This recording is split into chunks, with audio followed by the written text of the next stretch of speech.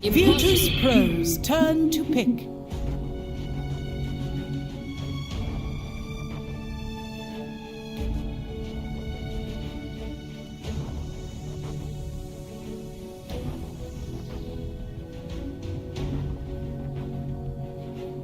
Ten seconds. 5 seconds left.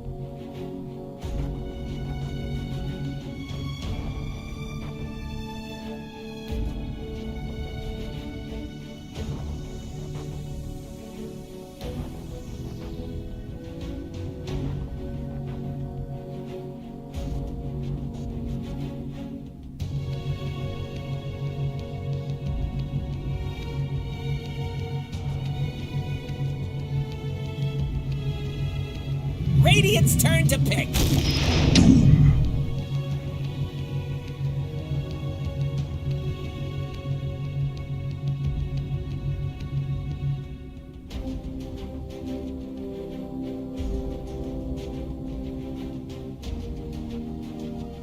Ten seconds.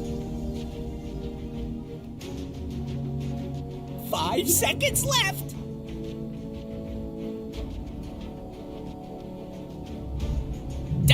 Pick. What's it with?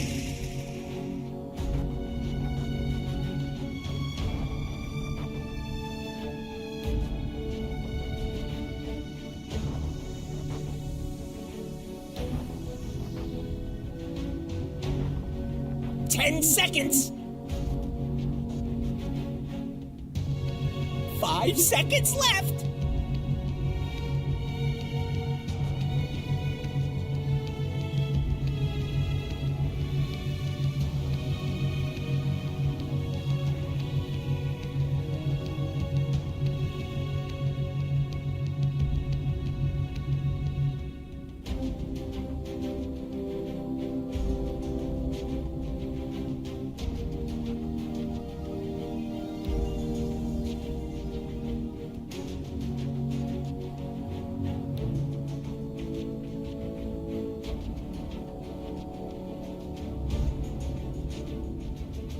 It's Dyer's band now.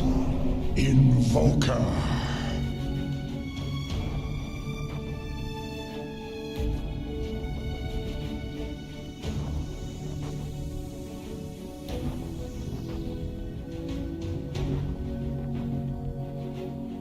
Ten seconds. 5 seconds left. It's Radiant's band now.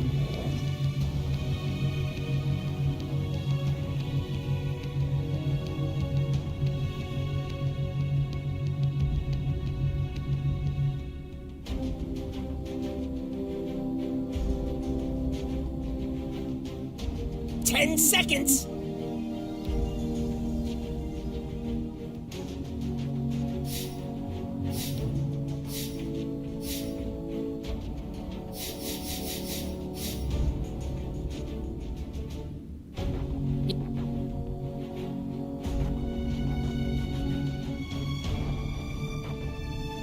Radiant's turn to ban.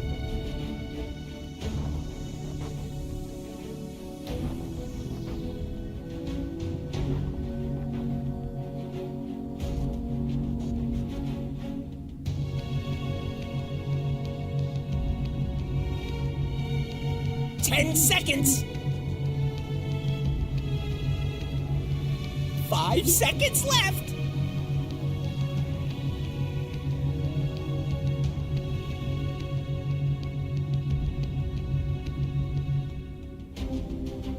Dire's turn to ban.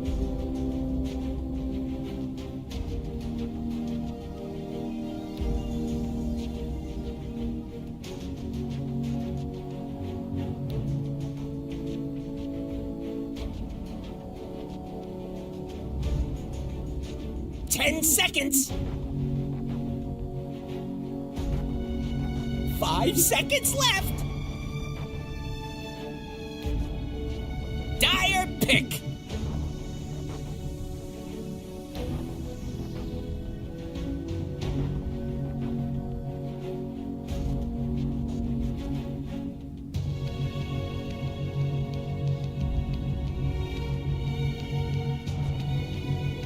Ten seconds. Radiant pick.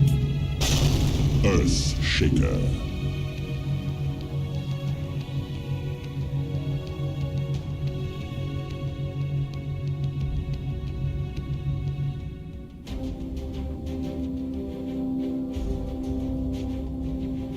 Ten seconds.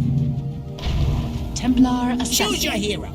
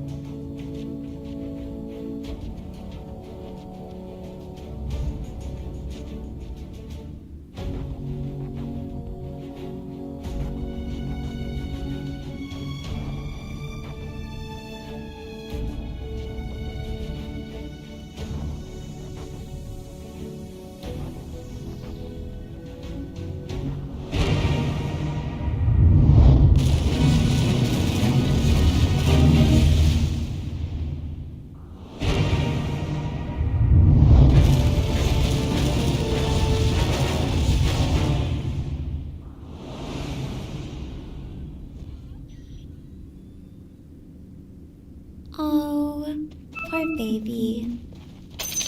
Found unworthy. Prepare for battle. That may have been a mistake.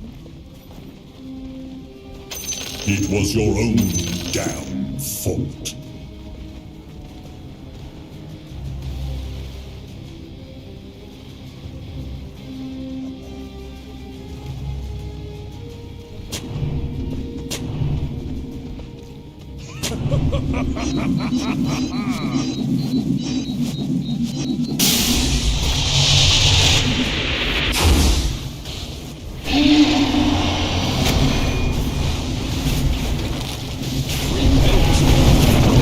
First blood. Thanks and have fun. That was my first conversion. Sayer should be able to find him. So 1-1 already on the board here as we get ourselves into this game one. What should be an exciting game, best of three really, fogged down here in the lower bracket. Entity versus Virtus.pro, and some exciting things to talk about in terms of the way things have ended up from Virtus.pro, this last pick TA. What did it sort of say to you in terms of what they're going to be going for with timings? They're looking for lane dominance, right? They're looking for really early aggression versus a bit of a greedy draft in a way that can be coming out from Entity. And the lane matchup in particular, right? PC's the Shaker, so he's looking for that best hero that can be able to do with it. Yes, it will have to have some concerns versus the Morphling as game progresses, because the Morph, that matchup with high armor, being able to turn into TA, get the refraction and stuff like that could be problematic, but can definitely see why that he would like to have this pick. They want to have this early tempo base with their draft, so looking forward to see what we're going to get. In terms of tempo, seeing here again on the replay, of course, Virtus.pro, they went straight in for some action, but does, of course, bite them as Fishman on Entity. The one to get the first blood here in that first bit of fight. And let's see how these lanes do end up going down. You know, I'm wondering to see how this Earthshaker bottom. I think this is probably the one that I'm looking at the most in the lane phase to struggle. How he's going to end up doing. What Katomi and him are going to be able to do with creep manipulation and stuff like that. Because he started with Fissure, you already know he doesn't really want to play straight up in the lane versus this Templar Assassin. Absolutely not. Doesn't want to be in a situation where he's trading, as Kiritich is going to be more than happy to set up, especially with a few good hits from the meld setups. Yeah, and I'm excited to see also like the way that VP kind of styled this to deal with this Morphling. I think it was Lacoste who had mentioned it.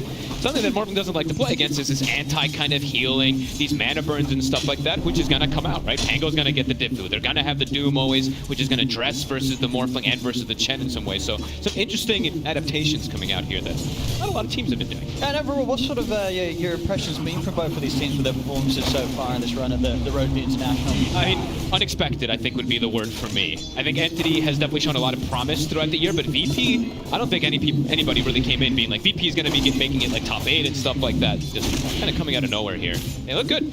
Honestly do. Absolutely, and certainly impressing, and we'll see if they can continue to impress in this series with their own bit of play. As you said, carry TA, not something that a lot of teams are playing right now in this match, so very much their own style. You can, the pick though overall can definitely see why it can look so good. The lane just looks absolutely incredible, and it's gonna give them that extra bit of roast, right? They have the Pango minus armor, they're gonna have the TA, they have extra forms of objective taking with that Pugno who can take towers in the early game, so yeah, looking for early tempo on the side of VP.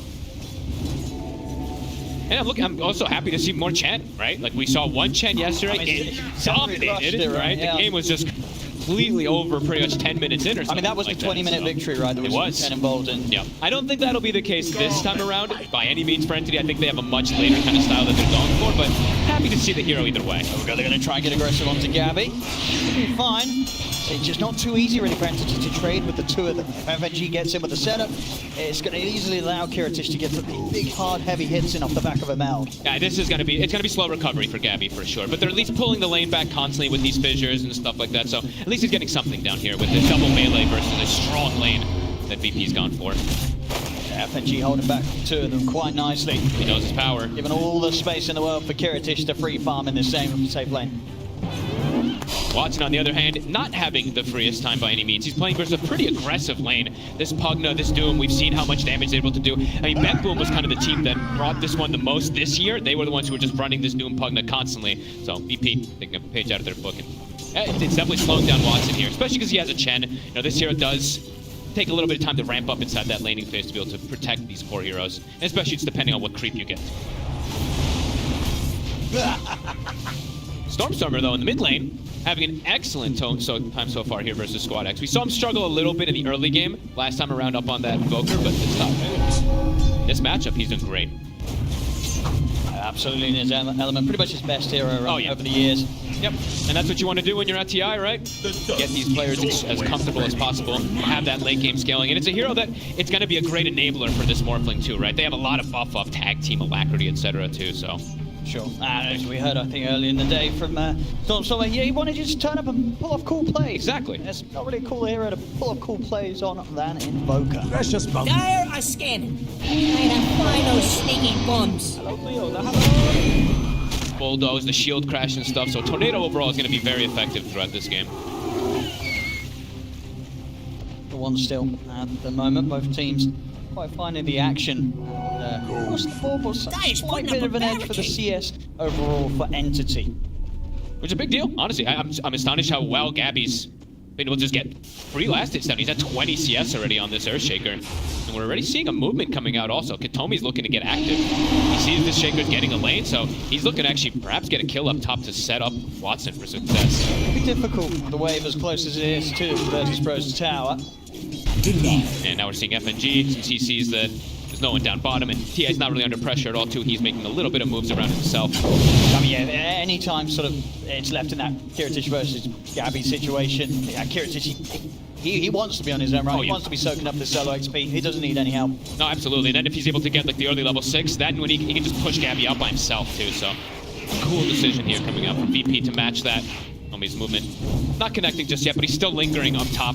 Wait to see an opportunity. You can see his skill build too. He's 0-0-1 right now, level 3 on the Tusk. He's just trying to find an opportunity, but not quite able to just yet. And he's actually going to go back down towards the bottom with Fishman as well. The old school combo, the snowball of the creeps, perhaps could be coming into play. Don't find anything top. On this side of the map, it's not necessarily going to be any easier. Virtus.pro holding the creep wave right by the tier 1. This is a tough gank to get successful. They have to time it pretty perfectly with this refraction, so see if they can get the angle.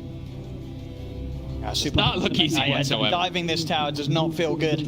No. And they also now know Pango is missing from mid lane, so there's a chance also that if he does make a rotation down, even not level 6, could be a bit scary. I mean, Fishman's still waiting. They're looking for a movement.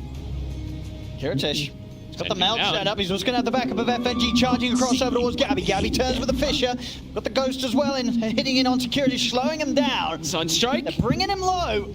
See if they can quite finish him off. Another mount, but they see him. The sentry's prepared. Gabby slaps him down. They can maybe turn for FNG as well. As Gabby and Fishman chase him down. There's no escape for FNG. Double kill for Gabby as Fishman's patience pays off. What a play. I mean, the Ghost, look at that slow that comes in. He was ready with the sentry. Perfectly done. It's sort of similar stuff, right, that we saw in the Celery game on the channel right now. Yes. The Ghost early game, early laning stage. It's pretty brutal. And that's a big deal because they did draft themselves in a way for lanes on the side of VP, and right now the lanes definitely looking in favor of the side of Entity with these small little moves. Gabby now set up for success to get 6 perhaps before that TA even. Yeah, I mean, those 2 kills are huge. That's going to put him well on the way towards the Blink, halfway already on the goal for the Blink Dagger. Those 2 kills, and yeah, top of the board on net worth. Yeah, and I love that we see, I mean, it's, of course, as you said, most comfortable here on the Invoker. He's got his 3 points Wex, gets that one little value point for the Exort. All these things do matter. Come and fight me. A little extra damage onto that TA. Virtus.pro looks like they're going to shift their attention up towards the top. We see if they themselves can set up for something. FNG and Seish ready to back up notice. They're going to try and lead in over towards the Tusk. Tower is under attack. Got any further control? Kato, he might even actually be able to turn it. Oh, bash. He gets caught by a bash. So Virtus.pro able to make something happen out of their own movement. It is, though, just a support kill. No snowball for you. Tried to hold it as long as he could, but that bash does get him. 2 to 3. And that was the top lane. When you look at the other sort of areas of the map, is there anywhere else that Virtus.pro can make? He's playing with Stormstormer. Mid for sure. They have level 6 on Pango. TP backup is going to be coming in, but it's a lot of stun, a lot of bash, a lot of control, and Stormstormer, he cannot walk away from that one. Getting punished there, stepping up a little too far, getting a bit too cocky. Yeah, definitely too far, especially because Spiritbreaker just went missing from top, right? Yeah, versus Squad X is now level 6. Should be able to set himself up also for a rune. A small top though. With the charge coming in, Katomi. Anytime he snowball, he will. This time around, he'll be able to play his way over towards the mid, but Squadix is there waiting for him. As they dive forward, swashbuckle in, Katomi tries to push them back with his shards, and they'll still take him down. Seish there with the double damage right click, finishes off the job. Another kill to be found by Virtus.pro around the mid. Be done. Looking to play around that mid hero instead of playing around their Doom and TA right now. It looks to be a bit of a better answer. Arcane Boots finished up. Very nice versus that Quaswex Invoker. Gabby's timing, though, for his blink is the one thing I'm looking at. This is strong. It's insane how fast it is with the lane that he was put up against, right? He's in a double melee lane versus a Spiritbreaker TA, and he's going to have it. It's going to be probably one of the most farmed heroes in the game, so this could cause some big repercussions in this. I mean, it's going to be 10 minutes in he hasn't finished, so don't think they'll expect that coming out from the side of VP. I mean, once that's there, where do you think Gabby and Entity as a whole are going to be looking for that first big hit? Are you trying to set up and back up to get the jump on Kiritish bottom, or would you look somewhere else for the easier kill? That's a good question. Could maybe be mid, honestly. If they want to go for the more priority tower, then he can just get a catch, because it's not going to be expected, the fact that he's going to be able to get it, but we'll have to see where they want to make that move. Right now, they're actually dragging Stormstormer toward bottom, so maybe it is going to be for that TA. All right, yeah, Stormstormer and Katomi on the way down towards the bottom. It's a tough one to get, though. Like, the positioning that he's going to be very deep, far away for the Earthshaker to catch up. I mean, they're going to have a pretty good read of what camp he's on with how far away from the... how long he's been away from that bottom lane. Tough for just the 2 of them to go for him. If they have the 3rd, then perhaps Fishman, Radiant are scanning. then they'd have the way to be able to break that refraction quickly and actually go for it, but not going to be the case. Radiant's bottom They'll tower just settle still for tower there. pressure. But That should be a tower that Virtus.pro will let fall. Yep. Can't imagine they'll put too many resources in trying to hold this. And I imagine Gabby, I imagine this, I think he's going to hide himself. I imagine he's not going to show it, right? No, he's Yeah, not he's going to. cover. Trap actually saw it. That's true. They set the trap over the... So they were looking. They were looking, so. They probably know that Blink Dagger's there waiting for Gabby, Yep. so unlikely to catch Virtus.pro by surprise, despite the fast timing. 10 minutes, honestly. That is with Arcane Boots and Abrasive, that is absurdly fast. Level 8 too. It's not like he's low level. It's not like he's just level 6. He's very high level as well.